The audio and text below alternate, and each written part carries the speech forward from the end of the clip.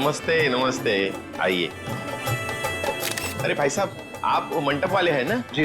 बाहर गेट पे कैसे फूल लगाए, आधे तो नीचे गिर गए। जाइए थोड़ा ठीक से लगाइए, जाइए।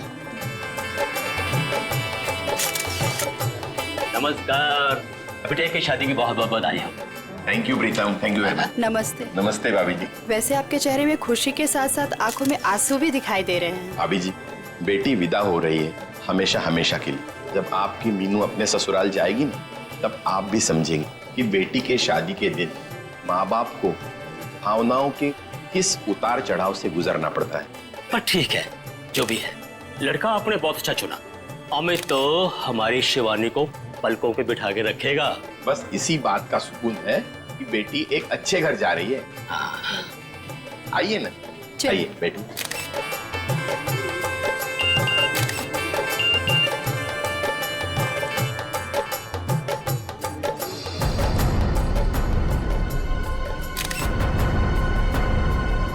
ठीक है।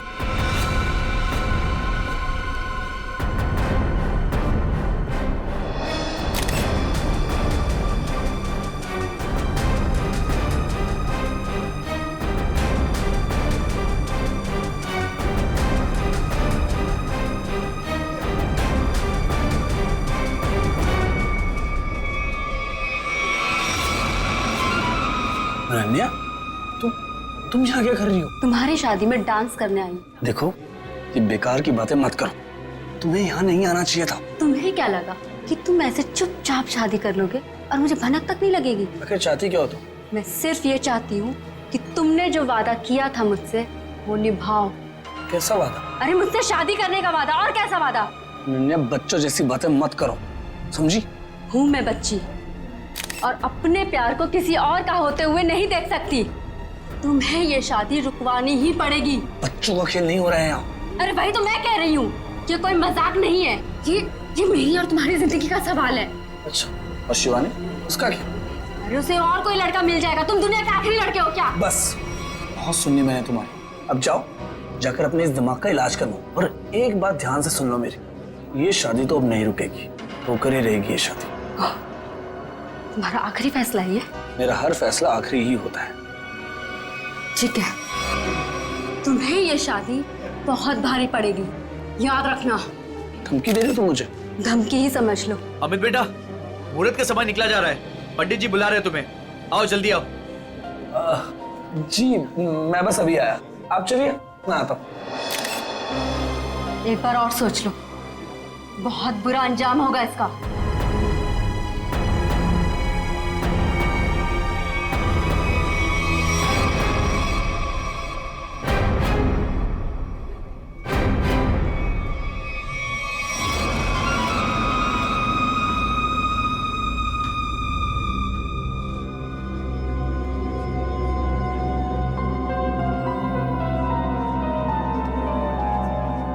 Sir, cold drink.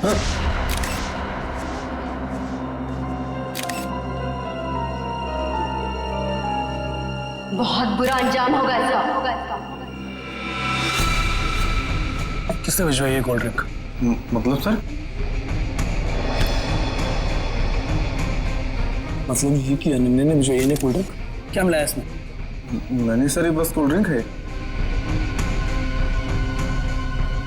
ठीक है, जाओ।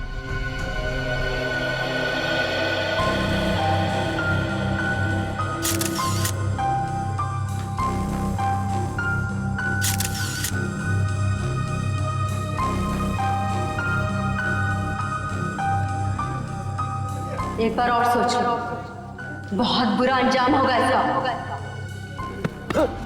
क्या हुआ अमित, ऐसे क्यों डर गए?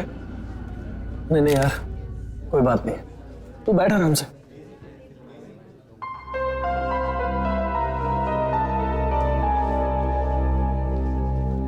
क्या बात है बेटा, कुछ खोए खोए से लग रहे हो। सब ठीक तो है ना? जी सब ठीक है। ठीक है बेटा। पंडित जी आप शुरू कीजिए। सर्वमंगल मांगल्ये शिवे सर्वार्थ साधिके शरणे त्र्यंबके गौरी नारायणी नमस्ते।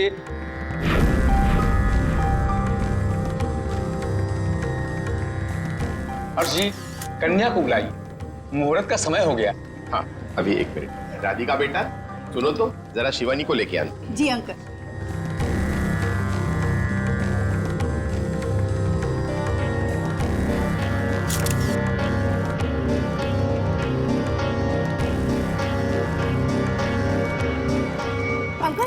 शिवानी अपने कमरे में नहीं है। क्या? अरे यहीं कहीं होगी। तुमने उसे कॉल किया था? हाँ किया था, पर उसका नंबर भी नहीं लग रहा और वो किसी कमरे में भी नहीं है। इस तरह शिवानी शादी के दिन कहाँ जा सकती है? अरे भाभी जी आप चिंता मत कीजिए, यहीं कहीं होगी, अभी मिल जाएगी। अरे ये चीख कैसी? चलो चलो चलो।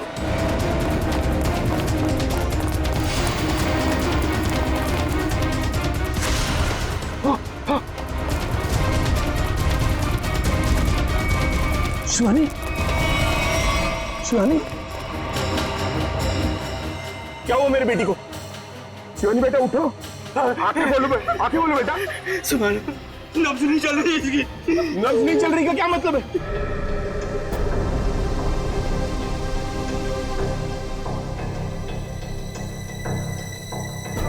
अभिजीत, ये देखो, इस पत्थर पे खून लगा है। लगता है इसी पत्थर से इसके सर पे वार किया गया। बाकी तो खून की फोरेंसिक जांच के बाद ही पता चलेगा।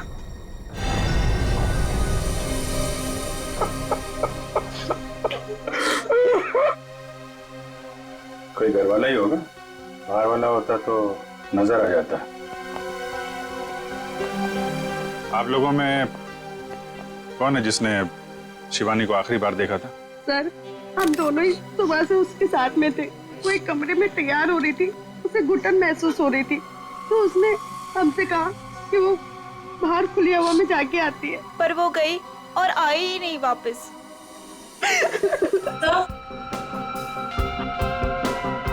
सर, ये पेंडेंट मिला है, इसके लहंगे में अटका हुआ था। शिवानी के बाकी गहनों से तो एकदम अलग है ये अल्फाबेट लिखा हुआ है। ये से तो अमित है, इससे शादी होने वाली थी। अमित, ये पेंडेंट इसमें ए लिखा है, तुम्हारे लिए तो नहीं बनवाया था इसे? नहीं सर, अगर शिवानी ने ऐसा किया होता तो मुझे वो जरूर बताती। अच्छा, आप सब लोग जरा ध्यान से देखिए ये पेंडेंट। कोई बता सकता है ये पेंडेंट किसका है? नहीं सर, पहले इसे कभी नहीं देखा। लड़कियों को तो अच्छी तरह ध्यान रहता है कि किसने कौन सा जेवर पहना है। और आप लोगों ने देखा नहीं इस पेंडेंट को? नहीं सर, नहीं देखा। देखिए, घबराने की कोई बात नहीं है। अगर कोई कुछ जानता है तो साफ साफ बताइए। ये मत सोचिएगा कि सीआईडी की मदद करने से आप लोग फंसेंगे। पता नहीं इन लोगों ने देखा है कि नहीं, लगता तो ये खूनी का ही है। अच्छा, जब ये सब हुआ उसके बाद किसी को बाहर जाते हुए देखा आपने? नहीं सर, कोई नहीं गया यहाँ से। लेकिन कोई पहले आकर चला गया हो तो वो तो पता नहीं हमें। वो हम लोग पता कर लेंगे। उन्होंने अपनी मौजूदगी का कोई ना कोई सुराग तो जरूर छोड़ा होगा, और उस तक पहुंचने की पहली कड़ी है ये पेंडेंट।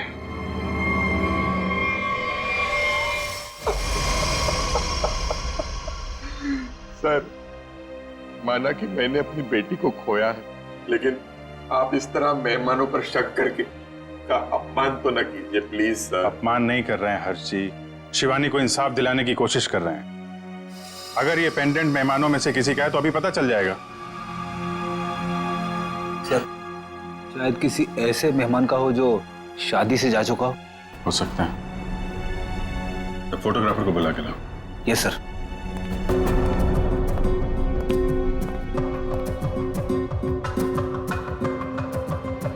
आइए सर, ये जतिन है, शादी के फोटोग्राफर। जतिन, मुझे शादी की सारी फोटोग्राफ देखनी, एक एक फोटोग्राफ। मगर वो तो 500 से भी ज्यादा है सर। 500 हो या 5000, सब देखनी है। दिखाओ। Okay sir.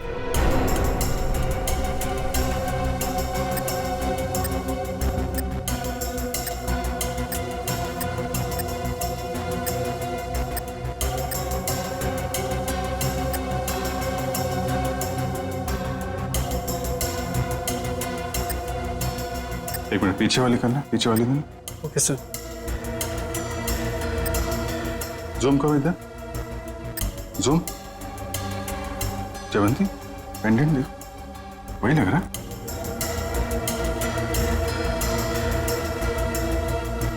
हाँ सर, ये तो वही पेंडेंट है। अच्छा, तो ये है वो लड़की। एक्सक्यूज मी, आप लोग पहचानते हैं इस लड़की? हाँ सर, हमने इसे देखा था। वो कोने में चुपचाप खड़ी थी। हमें लगा कि लड़के वालों की तरफ से है। क्या कर रही थी? किसी से कुछ बातचीत कर रही थी? हाँ सर, अमित जीजू से। ओ, मतलब दूल्हे राजा से। अमित, अगर भगवान कठिन समय दिखाता है तो उसे झेलने की शक्ति भी देता। अमित, कौन है ये लड़की? इसको पहचानते हो? अनन्या? अनन्या ने मारा मेरी शिवानी को। कौन है ये? सर ये मेरी गर्लफ्रेंड थी, लेकिन 3 महीने पहले हमारा रिश्ता टूट गया था। शादी पे आपने बुलाया था इसे? नहीं सर, मैंने तो बताया भी नहीं था कि मैं शादी कर रहा हूँ। तो अचानक शादी में कैसे आ गई और मुझे धमकी देने लगी। चलो खेल नहीं हो रहा है यहाँ। अरे भाई, तो मैं कह रही हूँ ये मेरी और तुम्हारी जिंदगी का सवाल है। बस तुम्हें ये शादी बहुत भारी पड़ेगी। एक बार और सोच लो अमित, बहुत बुरा अंजाम होगा इसका। इतनी बड़ी धमकी दी अनन्या ने, और ऊपर से उसका पेंडेंट भी शिवानी के कपड़ों में मिला है। सर, इस सब से तो ऐसा ही लग रहा है कि अनन्या ने गुस्से में आकर शिवानी को मार डाला। लग तो यही रहा। आप जरा अनन्या का फोन नंबर और एड्रेस दीजिए। सर नंबर तो है मेरे पास, लेकिन अनन्या घर बदलने वाली थी और उस घर का एड्रेस नहीं है मेरे पास। कोई बात नहीं, फोन नंबर दीजिए।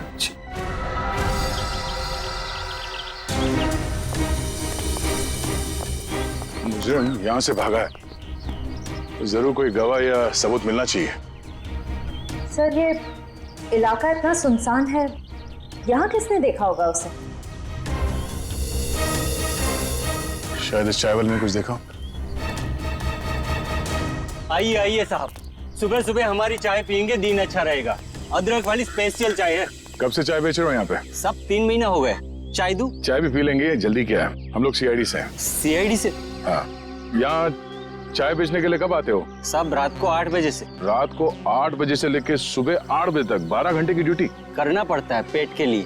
अच्छा, कल यहाँ पर काफी लोग आए हुए होंगे। यहाँ पे फार्म हाउस में शादी थी ना? हाँ साहब, बहुत मेहमान थे, लेकिन एक औरत अजीब ही थी। अजीब औरत मतलब? साड़ी पहनकर बाइक चला रही थी, वो भी 80-100 की रफ्तार में। साड़ी पहन के बाइक चला रही? हाँ साहब, लेकिन उनकी हरकतें ना आदमियों जैसी थी, तो देखकर मैं तो दंग ही रह गया। उस औरत का चेहरा देखा तुमने? बाइक बहुत तेज रफ्तार में थी, चेहरा नहीं देख पाया।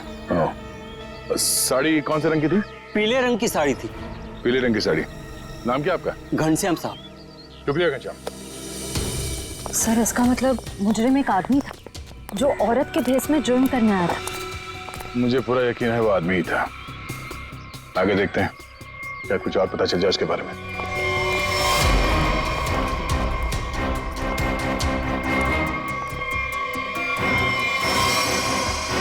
सर,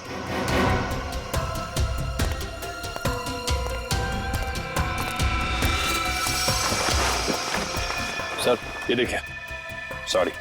लगता है ये वही पीली साड़ी है जिसके बारे में कुछ चाय वाले ने हमें बताया। सर शायद ये वही बेरूपिया मुजरिम है जो अलग अलग भेस बदल कर शादियों में घुसता है और लूटपाट को अंजाम दे रहा है। हो सकता है। सर अब तक तो ये मुजरिम सिर्फ चोरी करता है, कभी किसी का खून नहीं किया। फिर शिवानी? सर शायद शिवानी ने इसको देख लिया और शोर मचाने की कोशिश की, पकड़े जाने के डर से उसने शिवानी को मार दिया। लगता तो कुछ ऐसे ही है। चलो देखते हैं घर में कोई सामान चोरी हुआ है या नहीं। हाँ अभिजीत।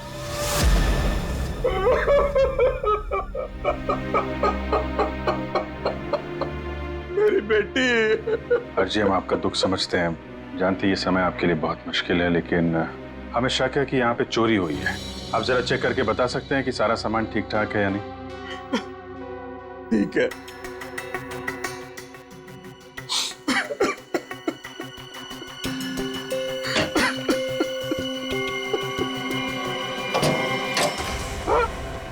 ये क्या? हाँ? सर ये देखिए, सारे पैसे, सारे गहने चोरी हो गए। ये देखिए सर, सब कुछ चोरी हो गया। सर ये लॉक तोड़ा नहीं गया है, बल्कि बहुत ही सफाई से खोला गया है। मतलब चोर नौसिखिया नहीं है, कोई शातिर है। सर, अगर उसे पैसे और गहने चाहिए थे तो ले जाता। मेरी बेटी को मारने की क्या जरूरत थी? हर्ष जी, आपको किसी पे कोई शक है? किसी से कोई दुश्मनी? क्या लगता है क्यों मारा होगा किसी ने? नहीं, मुझे नहीं लगता मेरा ऐसा कोई दुश्मन होगा जो मेरा इतना बुरा चाहेगा। मुझे तो लगता है ये उस बहरूपिये का ही काम है जिसकी साड़ी दया को मिली थी झाड़े में। अनन्या भी तो हो सकती है सर, वो भी तो गायब है। पता चल जाएगा फ्रेडी, अनन्या का काम है या उस बहरूपिये का, या दोनों ने मिल के किया है। बहरूपिये मुजरिम ने अब तक 5 शादियों में लूटपाट की है, अलग अलग भेष बदल के। कभी पंडित बनता है तो कभी कैटरिंग वाला, कभी टेंट वाला तो कभी बाराती। और लगता है ये इतनी आसानी से रुकने वाला नहीं, बहुत शातिर है। ठीक है सचिन, पर इस बार फर्क ये होगा कि ये अगली शादी में लूटपाट को अंजाम नहीं दे पाएगा, पकड़ा जाएगा। और सर फिलहाल तो अभी शादियों का सीजन चल रहा है, हर दूसरी गली में शादी हो रही है, तो ये पता कर पाना थोड़ा मुश्किल होगा ये खूनी अपना अगला शिकार किसको बनाने वाला है। ज्यादा मुश्किल नहीं होगा निखिल सर। इस अपराधी के पिछले सारे गुनाहों में एक चीज कॉमन है, ये सिर्फ बड़े लोगों की शादियों में लूट करता है। अमीर बिजनेसमैन, फिल्म के प्रोड्यूसर्स वगैरह वगैरह। मतलब जिसके पास ज्यादा पैसा है उसी को अपना शिकार बना रहा है। मगर इस बार कम से कम 10-15 बड़े परिवारों में शादी हो रही होगी।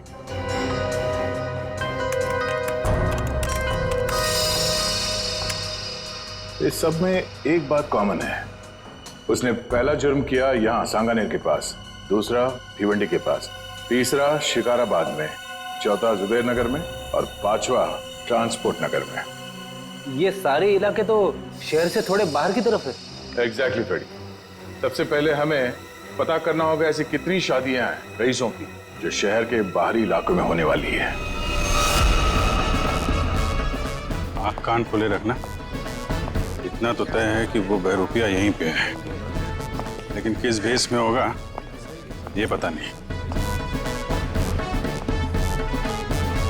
यहाँ से किसी को बाहर मत जाने देना। किसी को अगर जरूरी काम से बाहर जाना होगा तो? इन्वेस्टिगेशन से ज्यादा जरूरी क्या हो सकता है? बाथरूम। किसी को अगर बाथरूम जाना होगा तो? उसका इंतजाम होता है अंदर। जो शादी में आया कोई बाहर नहीं जाएगा, समझे? ये सब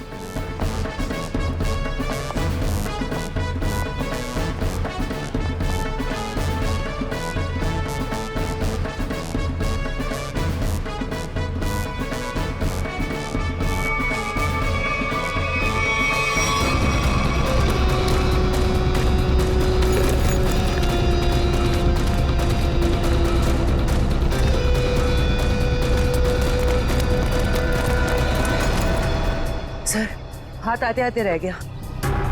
बहुत चालाक है सर। भागते चोर की बैग। सर, ये तो मेकअप का सामान है। अच्छा, इसी का इस्तेमाल करके भेष बदल रहा था ये। पहली बार देख रहा हूँ सर, कोई मेकअप का इस्तेमाल जुर्म करने के लिए कर रहा है। एक मिनट फ्रेडी। हाँ, जिस मेकअप का इस्तेमाल वो जुर्म करने के लिए कर रहा है ना, अब उसी मेकअप बैग के लोगों से वो पकड़ा जाएगा। हाँ, हमारे हाथ आते आते रह गया वो मुजरिम। तो हमने सोचा था उससे ज्यादा चालाक निकला। चाहे वो कितना ही चालाक और फुर्तीला क्यों ना हो, हमारे हाथों से ज्यादा दिन बच नहीं पाएगा। लेकिन कुछ पता चला उस मेकअप किट वाले लोगों से? बस सर 2 मिनट। सर पता चल गया, किसी रोज फैशन हाउस के नाम पे। हो सकता है ये मुजरिम इस फैशन हाउस में काम करता। हाँ सर, इसीलिए वो अच्छा मेकअप कर लेता है हर बार। या फिर ये भी हो सकता है कि वो खुद ही एक मेकअप आर्टिस्ट हो। सर, आश्रया, क्या पता चला उस पेंडेंट से जो शिवानी के लहंगे से मिला? सर ये कस्टमाइज पेंडेंट खास ऑर्डर देकर बनवाया गया है। बाजार में ज्वेलरी की जितनी भी बड़ी बड़ी दुकानें हैं, मैंने हर जगह पता किया। सर एक वेबसाइट है आभूषण.com, सभी दुकानदारों का यही कहना था कि ऐसे जेवर उसी वेबसाइट पे खास ऑर्डर देकर बनवाए जा सकते हैं। आभूषण.com? Yes sir. इस आभूषण.com के ऑफिस में जाके पता करना होगा कि वो ग्राहक कौन है जिसने इस पेंडेंट का ऑर्डर दिया था। सर, अनुष्का जी की ड्रेस के लिए ये वाला मटेरियल ठीक रहेगा क्या? बिल्कुल नहीं। उन्होंने कहा था ना, उन्हें सैटन में कुछ चाहिए। देखो रवि, ठीक से काम करो और मुझे ना किसी भी कस्टमर की कोई कंप्लेन नहीं चाहिए, समझे? Sorry sir. सॉरी मत बोलो, काम पे ध्यान दो, फिर सॉरी बोलने की जरूरत नहीं पड़ेगी तुम्हें। वैसे बिल्कुल ठीक कहा आपने, इंसान को जितना कम सॉरी बोलना पड़े उतना अच्छा उसके लिए। वो तो है सर, पर आप लोग? अच्छा, आप लोग स्पार्क विहार कंपनी से आए राइट? नहीं, हम लोग सीआईडी से। सीआईडी? क्या बात है सर, कोई प्रॉब्लम हो गई? हाँ, बड़ी प्रॉब्लम है। अच्छा, अब ये बताइए कि आपके पूरे स्टाफ आज यहाँ पर मौजूद है? रघु को छोड़कर सब आए हैं सर। रघु? सर, हमारा makeup artist. Raghu makeup artist? और आज वो यहाँ किस वजह से नहीं है? सर, उसने 2 दिनों की छुट्टी ली है। और ये अक्सर छुट्टी लेता है। आपको कैसे पता सर? अब क्या बताऊं, पिछले कुछ महीनों से उसकी ज्यादा छुट्टियां हो गई हैं। इस बार ना मैं उसकी तनख्वाह काटने की सोच रहा हूँ। अच्छा, इस रघु का यहाँ कुछ सामान है? हाँ सर, वो ब्लू थैली में कुछ सामान रखा है उसने। सर, ये टेबल के नीचे। किसे फोन कर रही हैं? मैम, रघु को। कोई जरूरत नहीं, जब तक हम ना कहें उसे कोई कुछ नहीं बताएगा। Sorry ma'am. ये सामान है उसका? हाँ सर, यही है।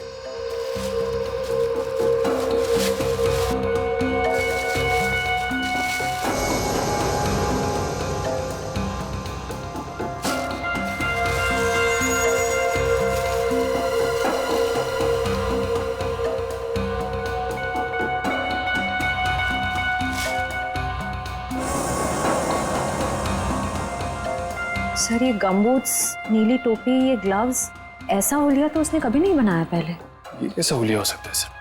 मुझे लगता है ये कोई इलेक्ट्रिशियन बनने वाला है। ये गमबूट्स, ये दस्ताने, ये सब बिजली के झटके से खुद को बचाने के लिए। अच्छा, आप लोगों को रघु के इस सामान के बारे में कुछ मालूम है? हाँ सर, मैंने देखा था उसे ठीक कुछ ऐसा ही सामान अपने बैग में रखते हुए। मैंने पूछा भी कि क्या है ये सब, मगर उसने ठीक से कुछ जवाब दिया नहीं। हाँ सर, पिछले कुछ दिनों से उसका बर्ताव कुछ अजीब हो गया है। अपनी ही धुन में रहता है, आसपास क्या हो रहा है उसे किसी चीज का कोई होश नहीं रहता। होश कैसे होगा? आजकल उसे अपना ध्यान कहीं और लगा रखा है। कहाँ सर? वो भी बहुत जल्द पता चल जाएगा। अच्छा, उसने आप लोगों को किसी शादी में जाने की कोई बात कही थी, कुछ पता है? रघु की शादी? नहीं, उसकी शादी नहीं, किसी शादी में जाने वाला है, ऐसा कुछ बताया आप लोगों को? नहीं सर। हाँ जी। अच्छा, पेंडेंट किसी हेमा का है? चेक्स कॉल सेंटर में काम करती है। ओके, ठीक है, जैसे कुछ पता चलता है हमें इन्फॉर्म कर देना। ओके। सर, यही है वो हॉस्टल जहाँ हेमा रहती है। सर, उसी ने वो पेंडेंट ऑनलाइन ऑर्डर करके मंगवाया था। एक्सक्यूज मी, हेमा को बुलाइए। हम लोग सीआईडी से। सीआईडी? जी। हेमा को नीचे भेजना। सर, आप लोग वेट कीजिए, वो अभी आ रही हैं।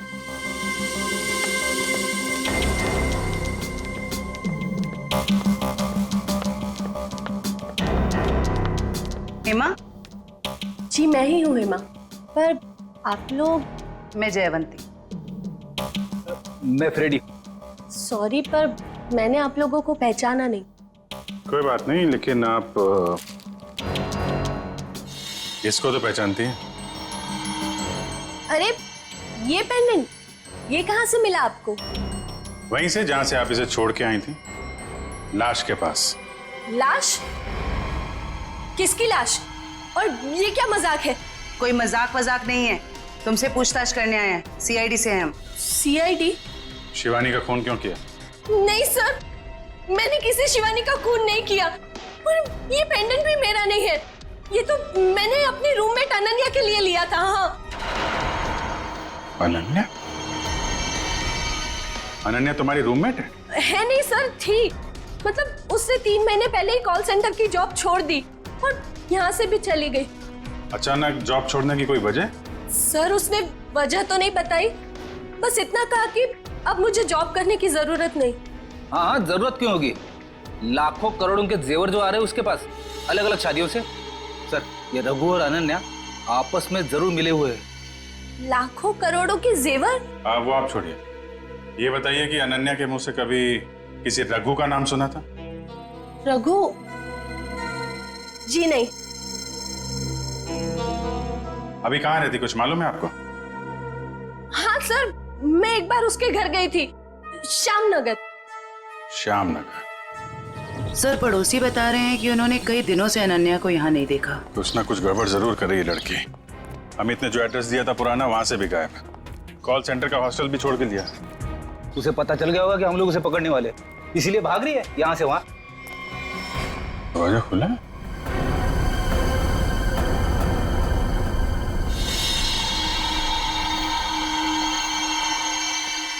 पूरा सामान बिखरा पड़ा है। यहाँ तो हाथापाई हुई है लगता है। चेक कर लो जरा घर को।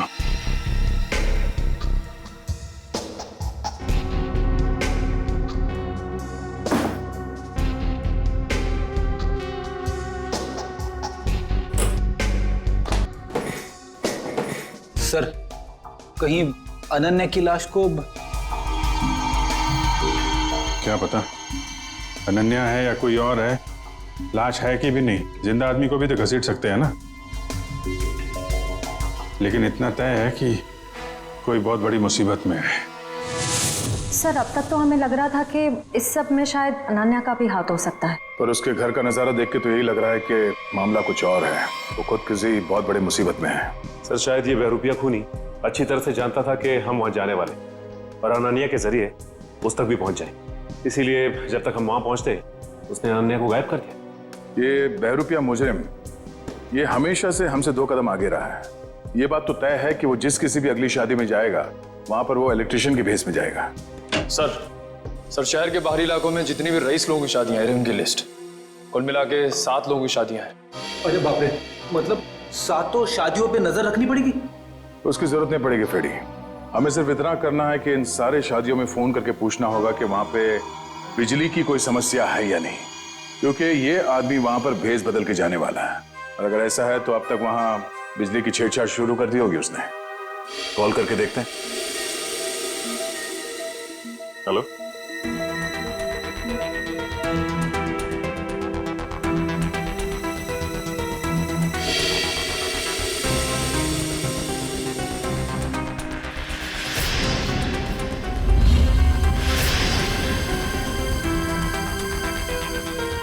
क्या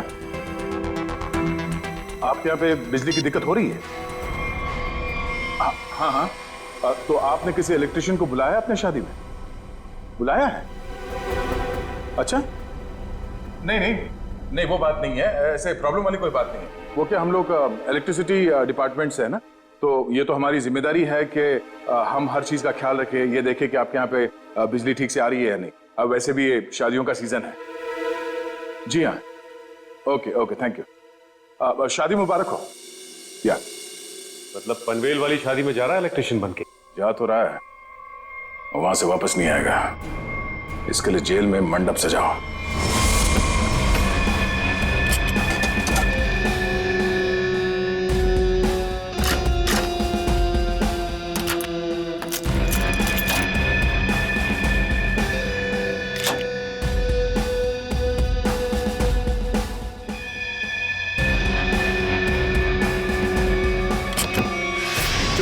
चोरी हो गई मेरे घर में। कोई सारे गहने और पैसे लेके भाग गया। हे भगवान, क्या सब कुछ लेके गया? सब पैसे लेके भाग गया। अब कैसे होगी मेरी बेटी की शादी? लगता मुझे अपना काम करके निकल गया। आस पास ही होगा, ज्यादा दूर नहीं किया होगा। ढूंढो उसे। सर, क्या हुआ? चोरी हो गई सर।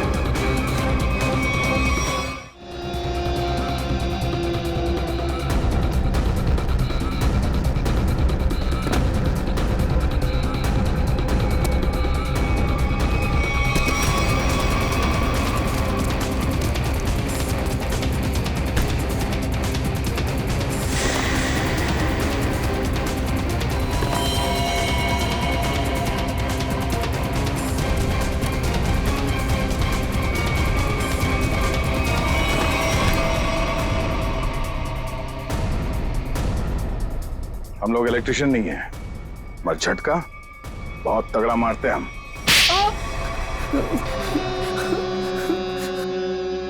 हाँ साहब, मैं अपना जुर्म मानता हूँ।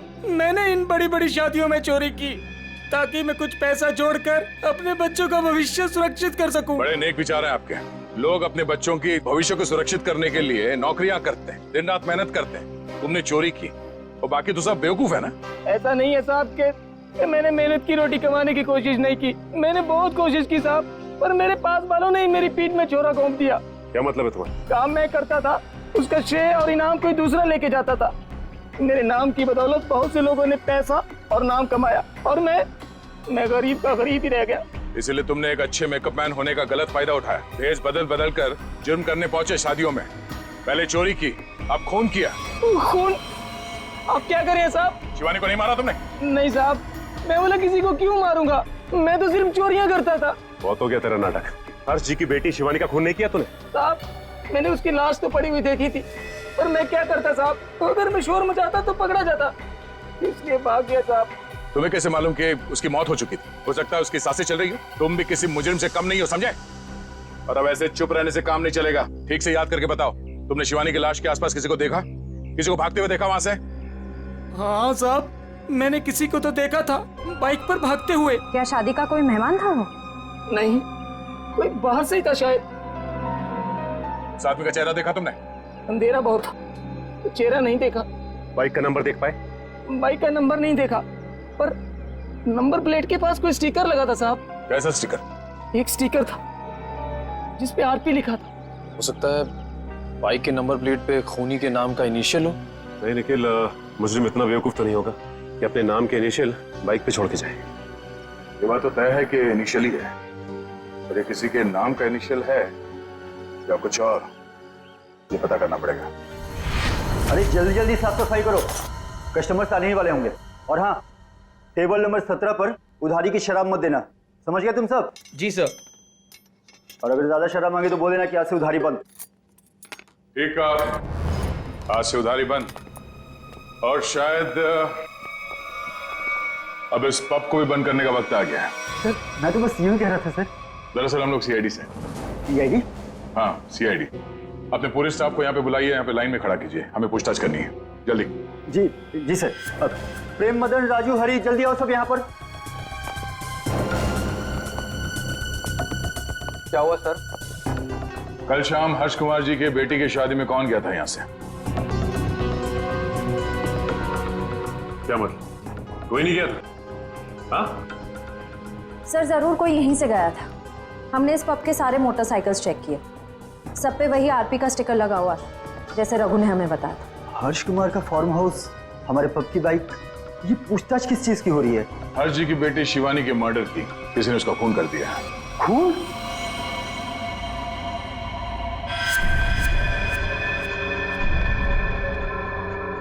क्या हुआ?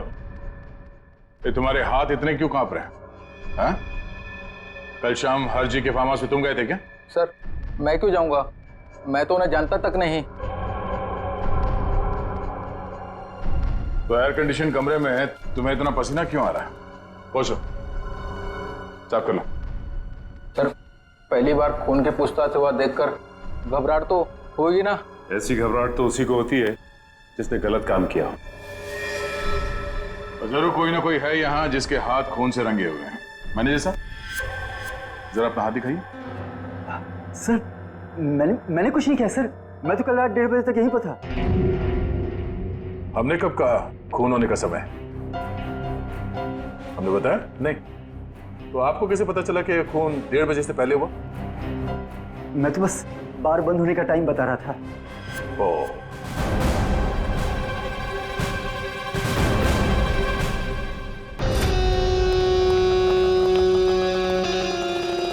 बच गया यार। अगर सीआईडी वालों को पता चल जाता वो तो मेरी चटनी बना देते। भाई साहब एक कॉल करना है। कर लो। हेलो हेलो, हाँ पप्पू बोल रहा हूँ। नहीं मैं पीसीओ से बोल रहा हूँ, मेरी बात ध्यान से सुनो। सीआईडी वाले मेरे पब पहुँच गए। हाँ यार, कहाँ फंसा दिया? नहीं नहीं, मैं अब 1 मिनट भी इस शहर में नहीं रुकूंगा। मेरा बचा हुआ पैसा मुझे वापस दो। मैं आज के आज मेरे गांव जा रहा हूँ अगली ट्रेन पकड़कर। हाँ हाँ ठीक है, ओके। वैसे गांव जाने का आइडिया बहुत अच्छा है, शुद्ध हवा और नदी में डुबकी मार के नहाना। पर अफसोस ये सब तुम्हारे किस्मत पे नहीं है। तुम्हारे किस्मत पे है जेल की काल कोठरी और फांसी का फंदा। हाँ हाँ, मैं नहीं मारा शिवानी को। 5 लाख रुपए बहुत बड़ी रकम होती है साहब। मेरा ईमान डगमगा गया। किसने दिए थे तुम्हें 5 लाख रुपए? वो उसने। उसने किसने? मैं तुझे छोड़ूंगी नहीं। तूने मेरी जिंदगी नरक बना दी है, अब मैं तेरी जिंदगी को नरक बना दूंगी। सबको जाकर बता दूंगी कि शिवानी का खून तूने किया है। अफसोस अनन्या, अफसोस। तुम्हारी ये आखिरी इच्छा अधूरी ही रह जाएगी, क्योंकि यहाँ से तुम जिंदा वापस नहीं जाओगी। छोड़ो मुझे, जाने दो मुझे यहाँ से। बहुत पछताओगे तुम। हाँ हाँ ठीक है, पछता लेंगे। और डार्लिंग, तुम्हारे जाने के बाद तुम्हारी याद में आंसू भी बहा लेंगे। अब वक्त आ गया है तुम्हें ऊपर पहुंचाने का। ऊपर तो हम पहुंचाते हैं मुजरिमों को।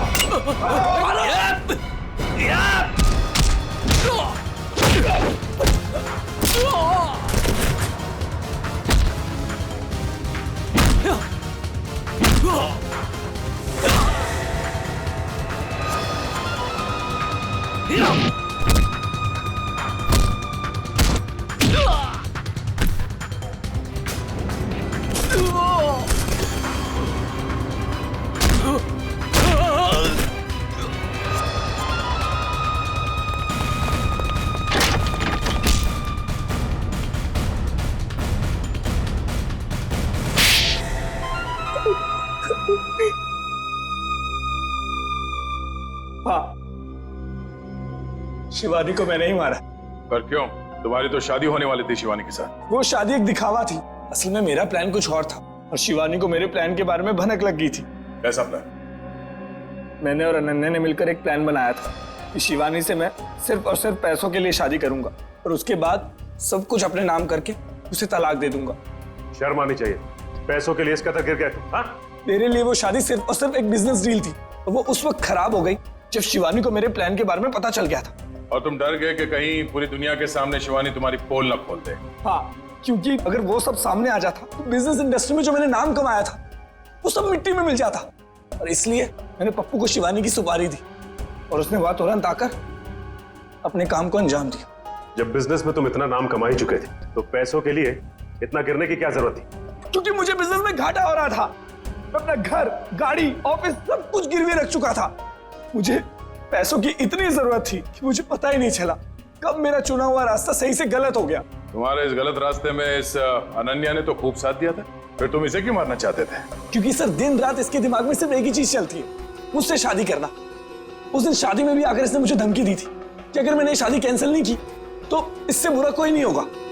तुम्हारा वो पेंडेंट शादी के दिन शिवानी के लहंगे पे कैसे पहुंचा? बाहर जाते वक्त मैं उससे टकरा गई थी तो शायद संयोग से। इसका मतलब है तुम नहीं जानती थी कि ये अमित शिवानी को मारने वाला है? सर मैंने कहा ना आपसे कि इसके दिमाग में सिर्फ एक ही चीज चलती है। ये आज भी मुझसे यही कह रही थी कि अगर मैंने इससे शादी नहीं की तो इस सबको जाकर बता देगी कि शिवानी का खून मैंने किया है। गलतफहमी थी कि तुम मुझसे प्यार करते हो, लेकिन आज वो गलतफहमी दूर हो गई है। उम्मीद है तुम्हारी और भी कई गलतफहमियां दूर हो गई होगी कि जुर्म के रास्ते पे चल के कभी किसी के सपने साकार नहीं होते। तुम्हारा फैसला तो अदालत करेगी, पर तुम्हें तो शायद फांसी ही होगी।